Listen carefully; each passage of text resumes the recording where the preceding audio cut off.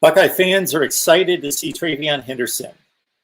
The anticipation has been high the entire offseason. There's been much talk and speculation about Travion Henderson in particular out of the two prized recruits from the 2021 class forging their way into the Ohio State lineup. And because of the explosiveness of Travion Henderson, the excitement about working him into the lineup, getting him some carries, pulling back the role of Master Teague, and Ohio State having that new dimension to its offense maybe later in the season. But I think Ohio State fans were even more excited to see that Travion Henderson was ready to carry the load, and he might just have saved Ohio State an embarrassing loss today to Tulsa. The Golden Hurricane, they showed up to play and just did not back down the entire game. Ohio State has just closed it out seconds ago. The players are just coming out of the field now to offer their greetings and congratulatory handshakes. Buckeyes win over the Golden Hurricane 41-20. It wasn't easy. Appreciate everybody being here at the Voice of College Football. And we welcome everybody in here at the Voice of College Football on our Ohio State channel. So keep in mind that we are here every week after Ohio State's game for Dotting the I. That's the name of our post-game show here on our Buckeyes channel, Dotting the I. And I'm just filling in. I'm just a fill-in host after the Buckeyes game. And typically Ori Benatar is our host. He had some MLS duties to fulfill today, so I'm hopefully capably filling in for Ori on the Buckeyes channel. Keep in mind that I've got to keep all these other post-game shows that we've got scheduled for today, which is just crazy, but crazy in a good way. Right now, of course, Florida-Alabama just went final. We've got a Florida post-game show just about to start on the Florida and Maine channels. We just wrapped up a Notre Dame-Purdue post-game on the Maine channel. We also have Alabama, their side of the post-game versus Florida on the Alabama at SEC channel. So if you see me go to my phone, that's going to be to make sure that our various hosts are in good shape, ready to roll. They all have to get codes to come into the system, so I've got to keep that traffic sorted out as we talk Ohio State football with all of you. So I appreciate you being here. Urban Meyer and Woody Hayes, would they be proud today? I think in the final conclusion, they know how difficult it is to win in college football, and the Buckeyes get it done 41-20. The point spread was 24 for any Buckeyes fans out there believing that the Buckeyes would come out mad, angry, determined, focused, all those things, and ready to roll over the Golden Hurricane, a team that came in at 0-2, now stands 0-3. 24 looked somewhat inviting because typically this matchup would be more in the 5-touchdown range, but the Buckeyes struggling on both sides of the ball to a certain degree. Of course, the defense was atrocious against Oregon, and this Tulsa team was ready to play. We had a 10-6 score at halftime. I'm going to go through my notes. I, of course, want to respond to all your comments and questions in the live chat as we talk about the Buckeyes today and more so going forward.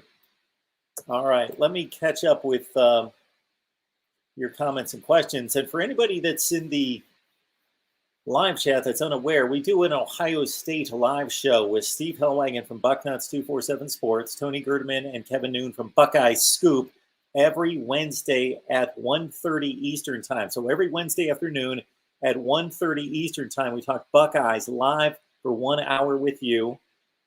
We want you to be here live so you can join in the conversation. But if you can't, if you cannot make the live show, the video is posted here throughout the week for you to get prepared for Ohio State football every Saturday. All right, let's get to it. Got 41 online. Appreciate everybody being here again.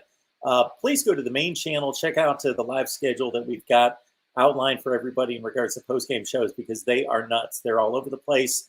We have about 18 live post-game shows scheduled for you today. Nebraska, Oklahoma, and some other ones, Miami, are already in the books and posted to those particular channels. All right, let's talk Buckeyes. We've got David Greenshield on the line. We're not very good.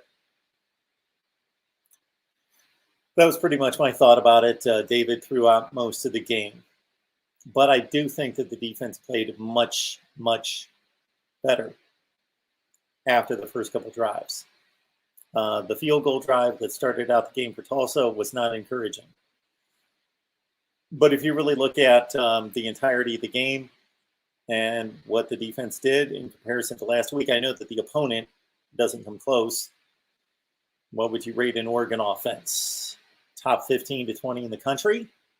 And this offense from Tulsa, I don't know. Probably more like a top 75 to 80 offense. So, of course, the defense should be more successful in a game like this. But I honestly believe that they played better. I am still so discouraged about the pass rush. They started to blitz. They've been blitzed the first 2 weeks. They relied so much on their front four to get home because of the talent up front and to try to, of course, not take personnel away from the back seven, that we didn't see hardly any blitzes the first 2 weeks. This afternoon's game, they started to come with some pressure, and it was fairly effective. I think it hurried up the quarterback. I don't believe that it didn't get home very often on the blitz, but it caused some hurry up decisions is what it did. All right. So as John's saying here, the defense looks lost a lot, especially in the first half, even though they only gave up the 6 points. Again, I thought the first drive was worrisome. They got hit in the running game early, not in a big way. They didn't get gashed, but they gave up running plays early. Then they shut down the run. I will pull up the final statistics here in a second, but at one point late in the game, about midway through the fourth quarter, they were only giving up 1 yard per rush. And they didn't have many sacks, so that should not have affected that total. So let's be fair about the defense. I thought I noted a number of defensive plays in the secondary that I thought were pretty stout, challenging the football, challenging the receiver. Lucas, the was the worst win you'll ever see. Lucas has probably not been around very long. Lucas, we appreciate you being here. You're a faithful viewer. I'm guessing you're on the young side if that is the worst Ohio State win you've ever seen. All right, got Chart 88 here. Again, we're getting comments about the defense being awful. I get it. They really gave up. They gave up 20 points. The points that were scored were legitimate. I will admit that. So it wasn't like they were up huge and then they gave up garbage touchdowns. The 20 points were legitimate. They were during a point in the game in which it meant something. So they did legitimately give up 20 points in this game. Again, defensively has to be the worst of all time. Well, first of all, I hope we're talking about Ohio State worst of all time. And secondly, Choctaw probably not around a long time. Didn't see those late 80s defenses. Didn't see those defenses of 1987, 88, 89. And the defense of 2013, the defense of 2018, pretty bad. Not every week.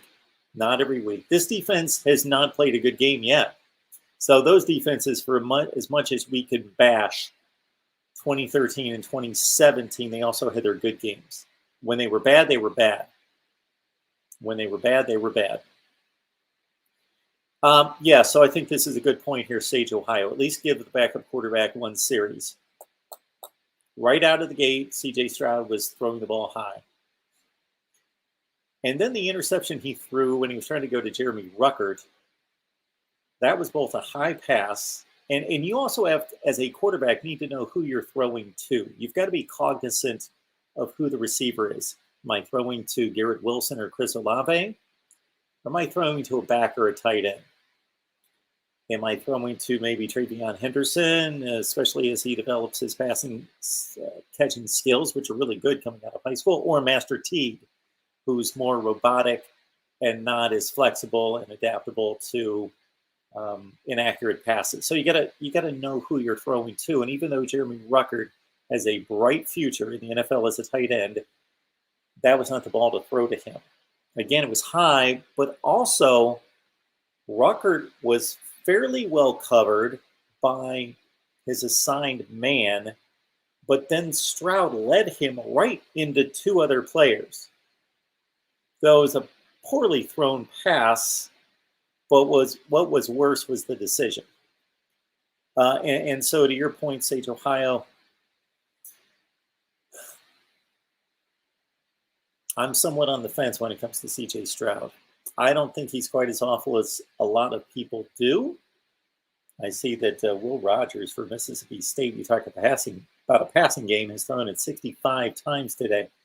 And he's got to throw it more because they're down by 8 with 2 minutes left. But yeah, CJ Stroud was not sharp in this game. It was stated during the broadcast that Stroud throws better on the run. And maybe this must have been after he hit a couple passes on the run. I have not found that to be true through the first 2 games. I didn't really notice today. It didn't really hit me that he was throwing rather well on the run or rather poorly on the run.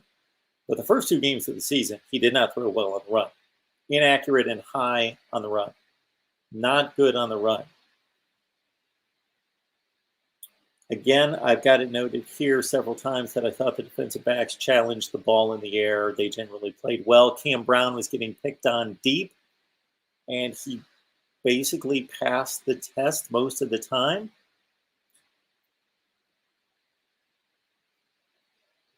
My concern sways back and forth. Concern game 1 was rush defense more than anything. Then it was Stroud, but it was rush defense first and foremost. Week 2, it was just defense, everything.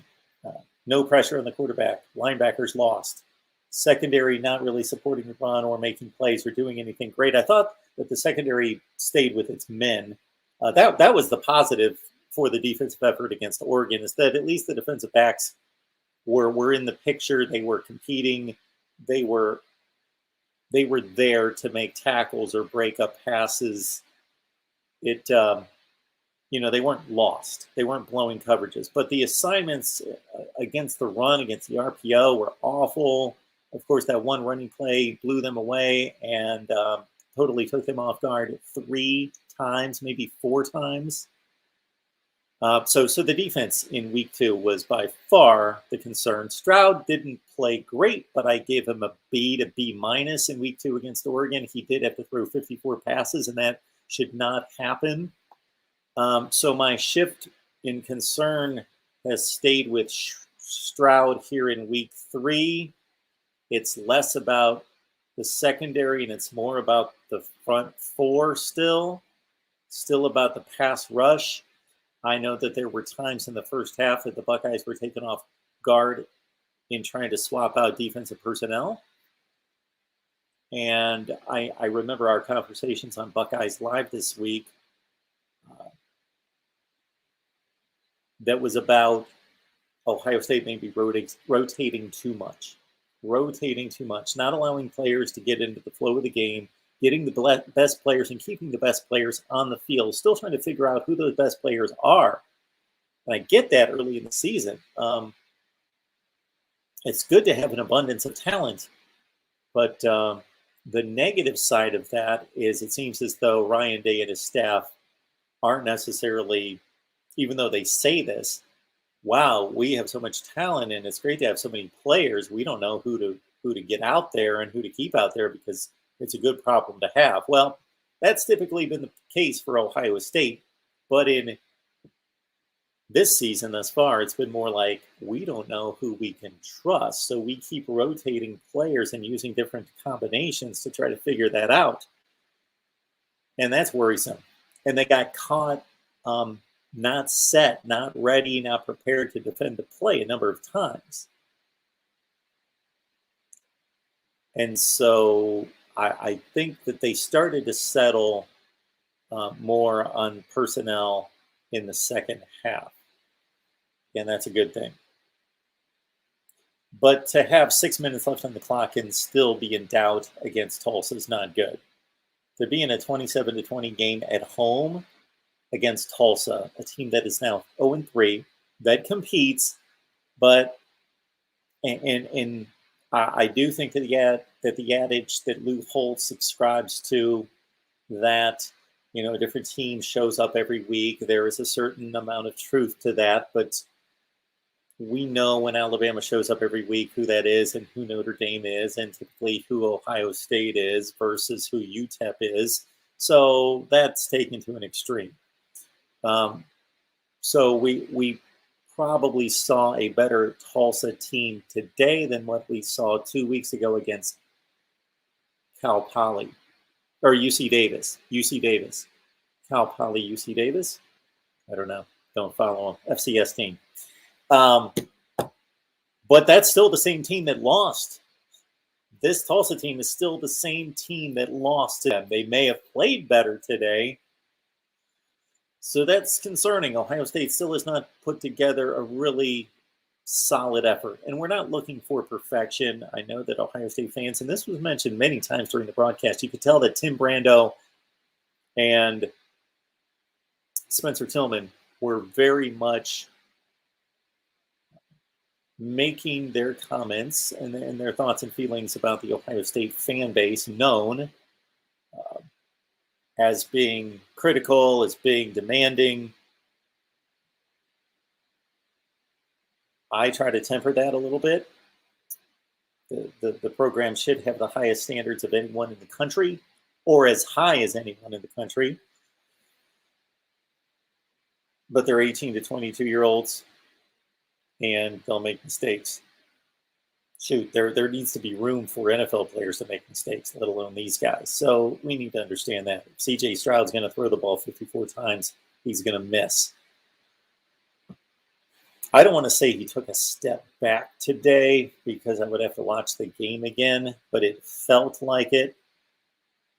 He did not throw the ball as well or as accurately through most of this game as he did last week. Fortunately, they were consistently 1 to 2 scores up to where his mistakes didn't cost them.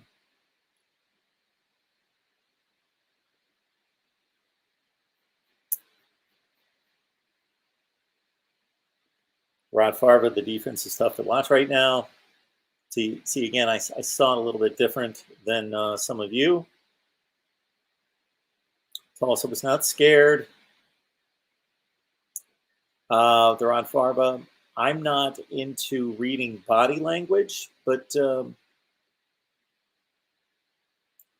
he doesn't seem to have too much confidence right now. I would agree.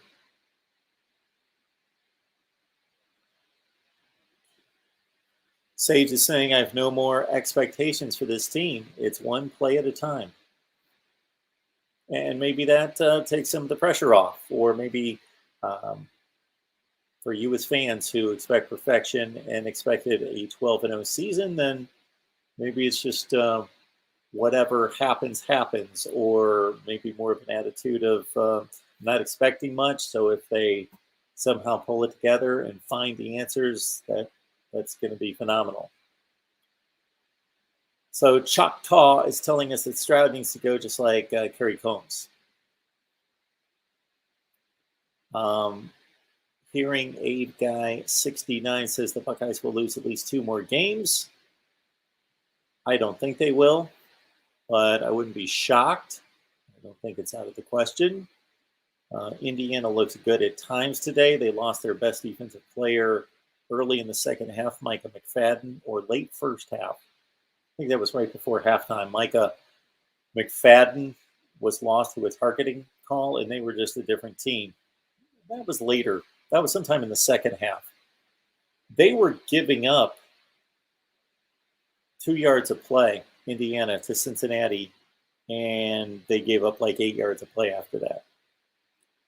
So Indiana, lost today to go to 1-2, but they played a very good football team, and it was a close game.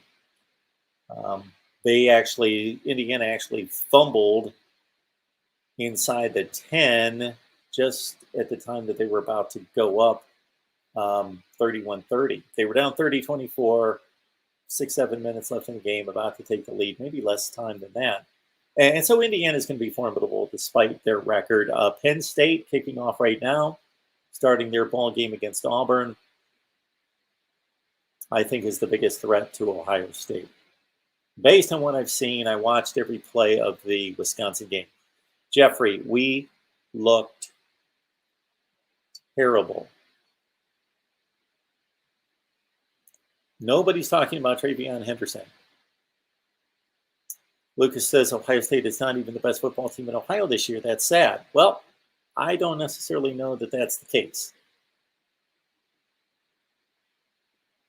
It's a closer call than it should be, but I would still say that the Buckeyes are the best team in the state.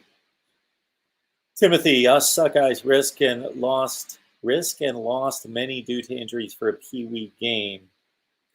Trapland Music, even Alabama struggled today. When October rolls around, we'll have a better gauge of where this team is at. Alabama struggled against the team that's roughly a top 10 team in the nation on the road. Different circumstances there. Okay, the Rod Favre gets to the Henderson day, overshadowed by the poor defense and Stroud not having his best day. This was stellar from Travion Henderson. And who knows where they would have been without him. 277 yards, that's the third best total in the history of the program. Eddie George, way back when, broke Keith Byers' single game rushing record. Byers set it against Illinois and broke Archie Griffin's mark of 250. Byers was 274 in 1984 against Illinois, the famous I lost my shoe game, coming back from 24-0 down. And then 11 years later, George runs for 314 against Illinois in a blowout win. I think that was a 41-3 game. And here we are with Trey Sermon, of course, in the Big Ten Championship game, going for 331. And he was just a terror in that game. But Travion Henderson, now third only to Eddie George and Trey Sermon in his third game at Ohio State, is already in the record books as the top freshman rushing performance in the history of the program. David says this Tulsa team took Oklahoma and Notre Dame down to the wire. They did? I thought you guys played pretty well. This Tulsa team took Oklahoma and Notre Dame down to the wire. Okay. This Tulsa team played Oklahoma State last week, and they played Cal Poly the week before, or UC Davis. Tulsa played Oklahoma State last year and led it in the fourth quarter. They beat Notre Dame like 7 or 8 years ago, 9 years ago, something like that. And Oklahoma. So, yeah, different program. Scotty Montgomery's not been around for that long. Hearing aid guy, this is a rebuilding year, folks. We might go to the Save-A-Lot Bowl. Okay. Buckeye fans, you may be a little bit surprised. Chris Olave without a catch. No catches in the game. He caught one. Oh, I've got it down here with about 10 minutes left in the game. The Buckeyes were needing a score, or so we thought. Actually, the defense kept holding at that point. But one of the better thrown balls of the game by C.J. Stroud found Chris Olave for about 45 yards. But DeJuan Jones had a hold, brought it back, and Chris Olave was absent in this game. I don't think that had much to do with him. He didn't drop any passes. That had more to do with Garrett Wilson. Garrett Wilson is open by 5 yards every time I see him. Every time I see him, he's open by 5 yards. We've got Wool 58. My God, that was frustrating. Thankfully, Travion Henderson was in the backfield. Prince of Judah 79. One weird season for the Buckeyes. Injuries and youth. Pass rush horrendous. It is. It's a surprise to me. Shoestring T, Crimson Relic. Jeffrey, why won't they a chance to play? Is he? I don't know where we're going there. Starting to think Stroud is not the guy. Jeffrey, why won't they give McCord a chance? Well, let's Let's not bring any kind of stupid racist comments into it or speculation there. That would be moronic. Choctaw. I'm 33, so I've been around a long time. A long time. I don't know if that's a long time. I wish I was 33 or 43. So yeah, you've been around a while, but there have been much worse Ohio State football performances. I could sit here for the next 2 hours and run them down for you. Believe me. Anyone remember USC 42, Ohio State 3? Jeffrey, yes, we gave up 38 to Indiana in 87. Actually, I believe that was 40. If we want to get picky, Jeffrey, that game was 31-10. That was the darkest day in Ohio State history, according to Earl Bruce. Then the next year, they gave up 41 to Indiana. Chuck, who are the leaders on this team? I don't see anyone on offense or defense taking a leadership role. Who are the leaders on this team? I think that's a great question for our guys on Wednesday. I don't know who the leaders. You don't have Tuff Borland around or Pete Werner.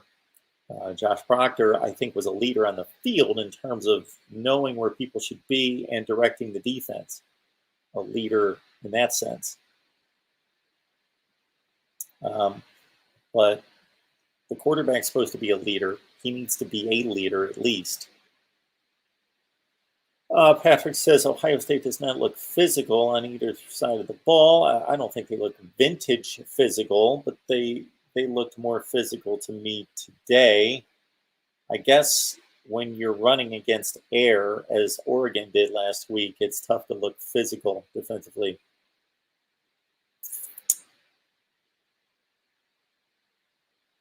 Stroud doesn't recognize the blitz either or coverages. Wolf 58, my guess is that Ryan Day sees something in Stroud that we don't, or the other quarterbacks aren't any better. So that's the thing. Ryan Day partially has this job because he knows offense, offensive play calling, and quarterback development and quarterback play. He seemed pretty adamant that it wasn't that close of a competition in August, that Stroud won it decisively.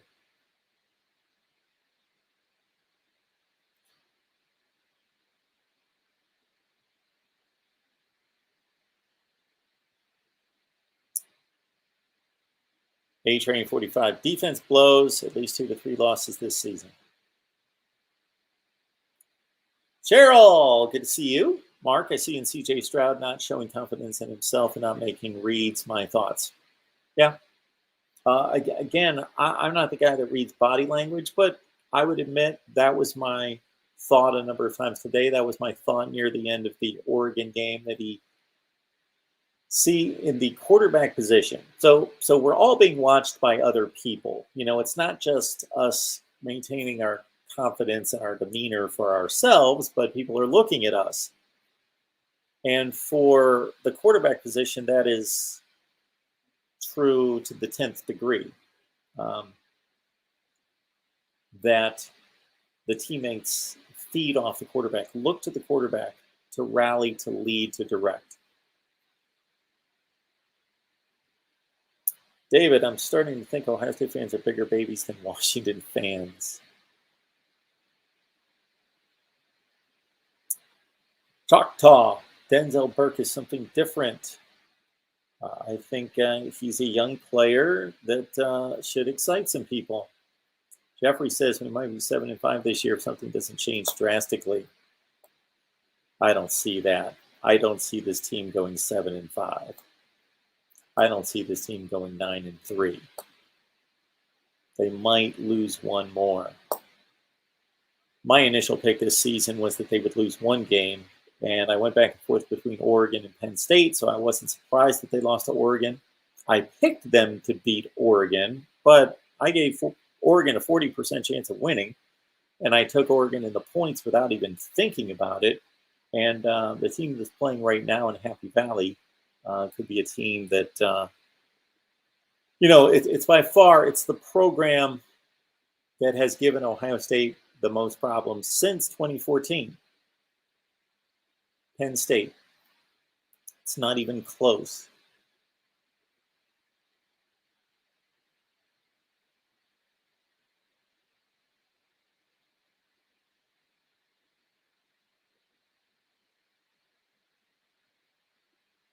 Choctaw. I live in Columbus. We got Chiano out of here. Combs next. All right. You guys can let me know who you would like to see run the defense. Tulsa's a good team, but I see you guys won't accept that. Well, David, depends how you define a good team. Yeah, Tulsa's got athletes. They put together an FBS team. They play in the group of 5. They play in the American Conference. But, Ohio State, the standard is, and the talent on the roster, the recruiting rankings tell us this should be a top 3 team in the nation. Tulsa is more in the top 75. Jeffrey, I thought the linebackers played better today on the bright side. 5, the defensive line freshmen are crazy good. Get them more snaps. Yeah, their names were called. JTT late in the game.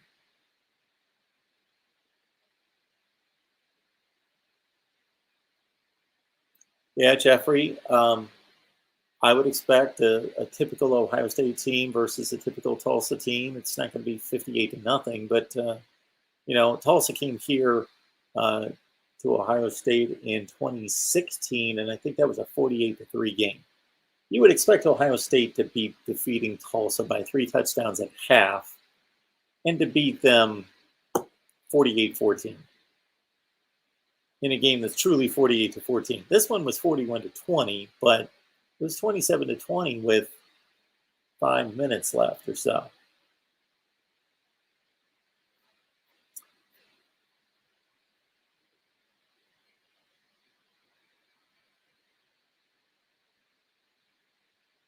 A lot has been said after the Oregon game about Ryan Day, questioning whether he's really the guy to build the program. What's hilarious is before the Oregon game, the Ohio State fans that contact my show, my channels, just about all of them were saying, well, Ryan Day's so much better. If I would mention, for example, when I picked Ohio State to go 11-1 in the regular season, tons of Ohio State fans jumped all over me because how in the world can this team lose? They're 2 touchdowns better than everybody on the schedule. How in the world can they lose a game? And then I mentioned, previous situations. And they said, well, that was with Urban Meyer, Ryan Day. And I said, if you truly think that Ryan Day is never going to lose a regular season game,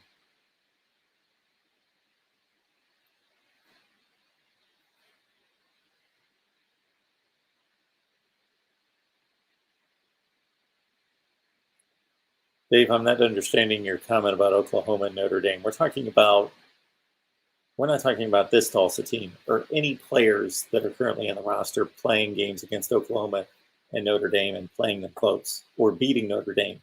When was that game? That game was like in 2012, or it might have even been before Brian Kelly. Yeah, Henderson, I think he's special now.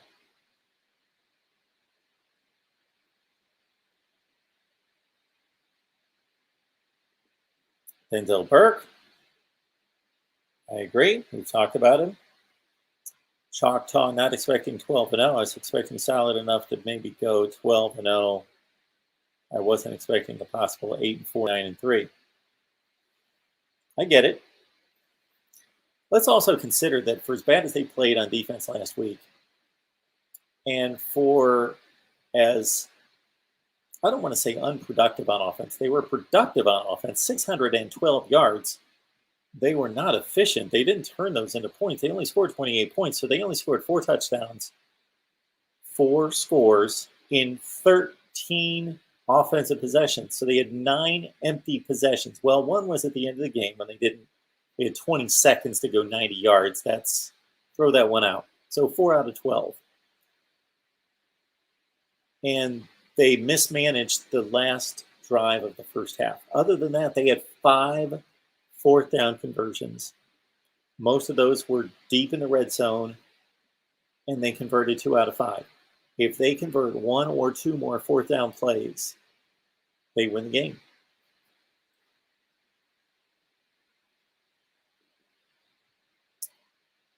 When was the last time you heard Ohio State referred to as a reclamation project? Well, that would have been around 1987 and 8 was the last time they truly were some kind of a reclamation project for John Cooper. They are not a reclamation project now.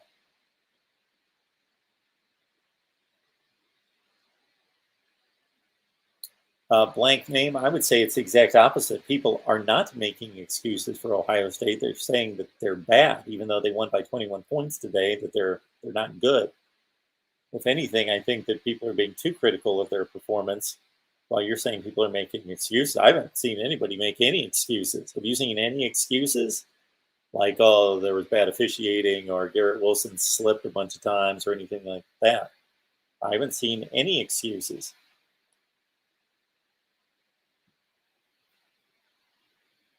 Dan Dawson with what Cincinnati did to Indiana. Well, if you watch the game, which I saw most of it, I don't know that they really did. That was a really good game. That was a really close game. Indiana fumbled it away in the final 5 minutes, or they were going to take the lead. I don't have a report on Thayer Munford. Michigan State was impressive at Miami today. That was certainly one of my upset picks for the day. I hope you join me on Patreon with my picks. I was 7-2 in the noon games against the spread. I was 29-19 coming into today against the spread. That's like 62%. That's going to make you some money. So you can join us on Patreon. Just go to MarkRogersTV. Go to Patreon, search MarkRogersTV, or you can go to the description section of any of the videos and you'll see Patreon. Grab that, head on over there, and check us out. We got predictions from me. You get predictions from 20 media members every week. You get an insider look at the voice of college football. You get Steve Merrill from Wager Talk, his under the radar selection of the week. A lot of good stuff there.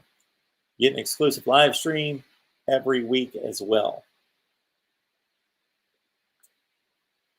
Keep in mind that the super chat's on.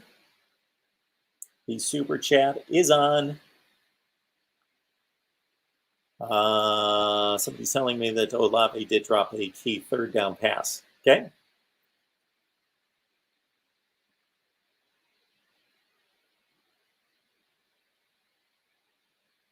Gregory's got some shirts that are 33 years old. You know what? Up until recently, I probably did too. I've kind of discarded a lot of that. At one time, it was impossible for me to throw away any Ohio State clothing, regardless of how old, how torn, how anything. Kept all of it, but grown a little wiser. Minnesota crushed Colorado today. They almost beat Texas A&M. I think you guys will be okay. Oh, I think the Buckeyes are going to be okay, depending on your definition of okay. Playoff good okay? I'm not sure. 9-3 okay? Yeah.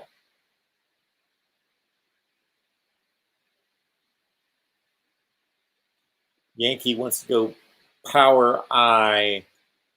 Travion run behind Master Teague at fullback. Good. Rebecca of Sunnybrook Farm, good to see you.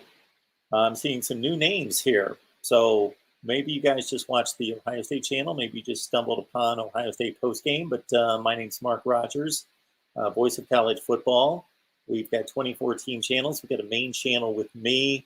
And again, we've got 24 team channels. This is just one of them. So please check it out. Check us out at Mark Rogers TV, the voice of college football. Just look it up, the voice of college football. And we do call-in shows throughout the week and live streams. We've got an Ohio State show every Wednesday at 1:30 Eastern. It's a good time.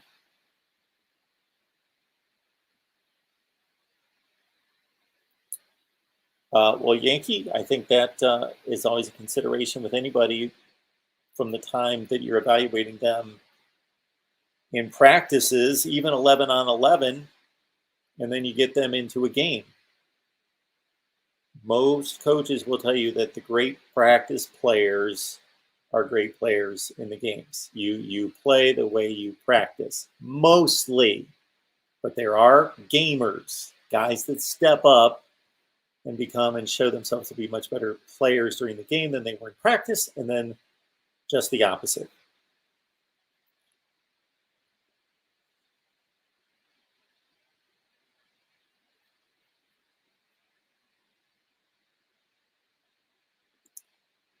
Scott, I don't think Ohio State looks prepared for the season. Could it be poor coaching? We are a young team, though. Sean, Michigan State beat the Bucks in 2015 and lost on a failed two-pointer in 2016. Correct.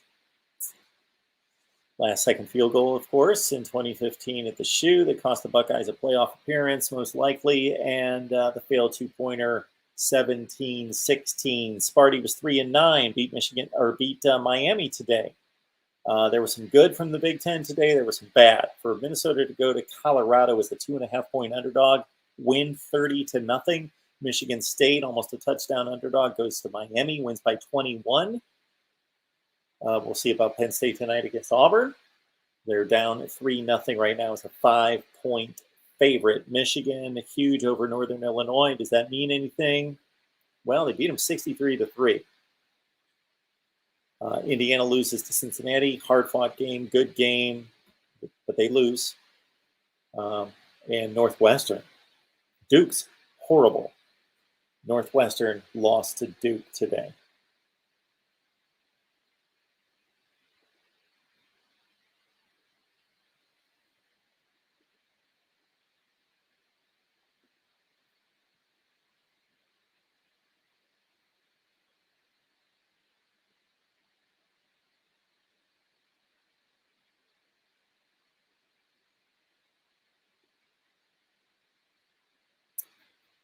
All right, I believe we've hit the end of the line again. Travion Henderson with a historic day, 277 yards rushing, and the Buckeyes needed him desperately.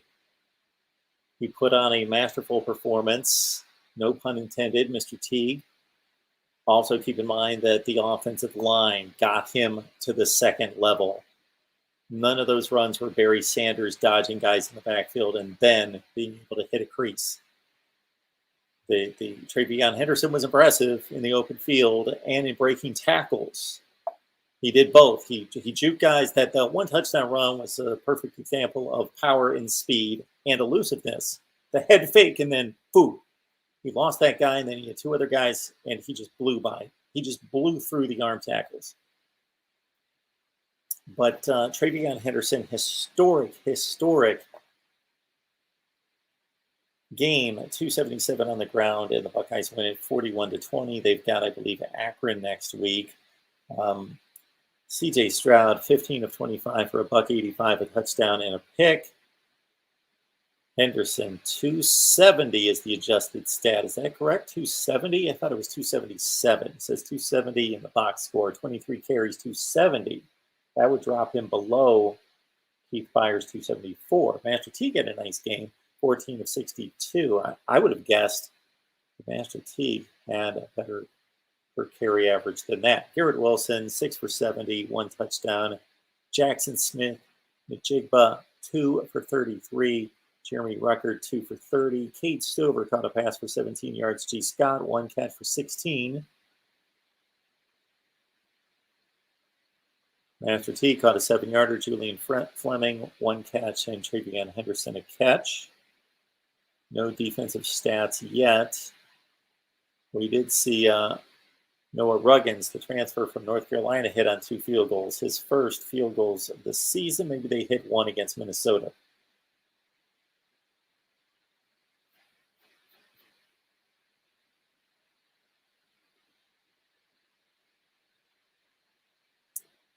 David says, Mark, this isn't good, and I can't see this team winning the Big Ten. I can see them winning the Big Ten.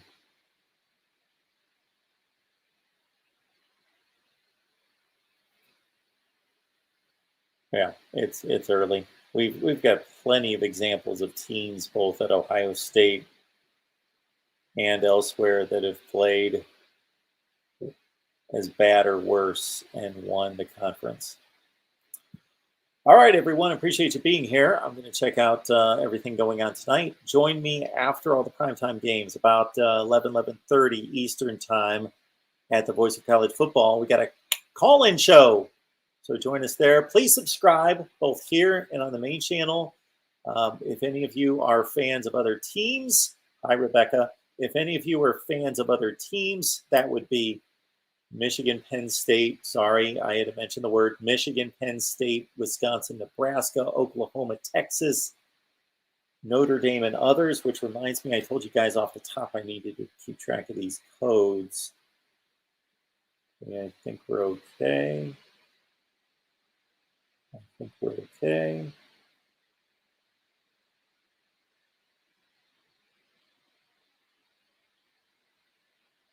All right, everyone. But yeah, I'll be with all of you late night tonight on the main channel taking your calls.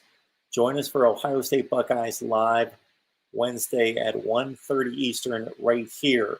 Venmo, PayPal, and Cash App to contribute and help keep alive the voice of college football. Thank you so much, and we will see you again next week after the Buckeyes game.